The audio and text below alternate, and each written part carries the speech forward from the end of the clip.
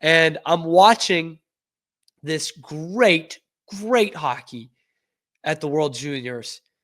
And I'm seeing all these Boston guys dominating, the Freebird line with Leonard and Perreault and Hagens and Teddy Stiga scoring the winner and Cole Iserman and Cole Hudson. They're all playing at Beanpot schools. They're all playing at BU or BC. Almost all of them are from Massachusetts. Stiga's from Sudbury. Cole Iserman's from Newburyport. Leonard's from Amherst. And yet, I have this sobering realization that there is only one team in the NHL that does not have a single prospect at the World Junior Championships. Somehow, some way, the Boston Bruins are the only team in the league that doesn't have a draft pick or a prospect at the World Junior Championships. Boston is winning the tournament single-handedly. And the Bruins, no stock in it. Nothing. That's the kind of shit that keeps me awake at night. Like, genuinely. The Bruins are not only so far off the pace of good teams in the NHL right now, but they have the worst farm system in the league, and it's only getting worse. It is only looking worse down the line. Oh, it's a depressing thought. It's an absolutely depressing thought. It actually kind of dampened how happy I was to see that USA team win the gold for the second straight year.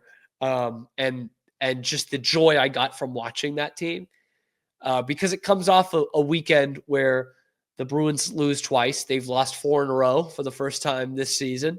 They lost to the Rangers the other night. They got out-talented by the Rangers on, was that Thursday? And I came on this show on Friday and said how bad it is to get out-talented by a team that's in last place in the Metro, the Rangers.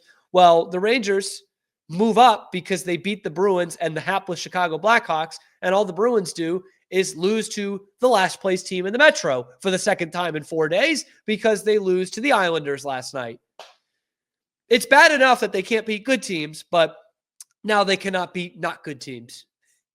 And Ottawa is coming for that ass, all right? Ottawa is going to make the playoffs at this rate, and the Bruins are going to be sitting at home, and they're going to be in the worst position possible. They will have not tanked, and they will have not made the playoffs.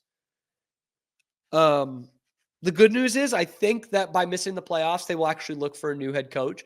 Nothing against Joe Sacco. Sounds like he's been a great servant for the organization and everything, and probably a pretty good assistant coach. But like, the Bruins need a real change in identity. They need to go out and find a new coach, and it's not done there. I mean, it's like the Patriots. The Patriots got rid of Mayo. That's fantastic. But you also probably need to take a long, hard look at your front office and your player development and your general manager. The Bruins, I said this after Montgomery went, like, that's fine. That's all well and good. Like, at some point when you suck, you need a change behind the bench. But this is a core organizational change that they need. And I doubt that they're going to do it. I doubt that they're going to fire Don Sweeney. Because he's one of them. He's one of their guys. The most incestual organization probably in the league right now. They're not going to go out and get someone new to run this team. No way. And it's really too bad because I think there are huge core issues here that are not going to be addressed by just changing the head coach. You can maybe fluke it, and get someone in here that's a good structured coach that's kind of a hard ass, and you can change the product on the ice. But right now, the Bruins have a talent deficiency more than anything else. They also, I think, do not have a great mentality, and they don't have a great structure, but they have a talent deficiency.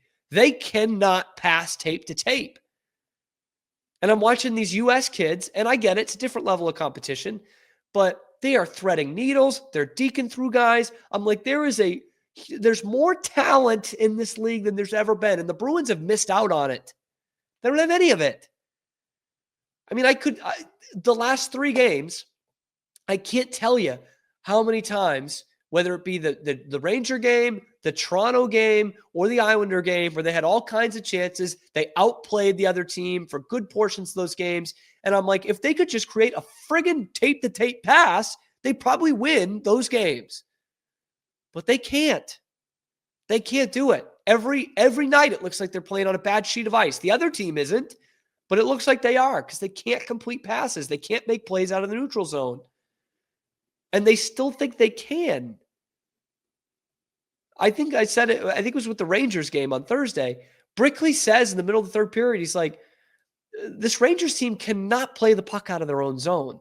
They can't do it. They're giving themselves all kinds of problems when you're making them create out of their own zone. And yet the Bruins, instead of dumping and chasing, are trying to make plays through the neutral zone. You're not that team.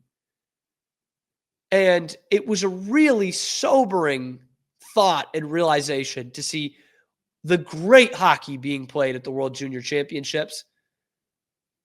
And all these Boston guys, I mean, fingerprints all over the thing.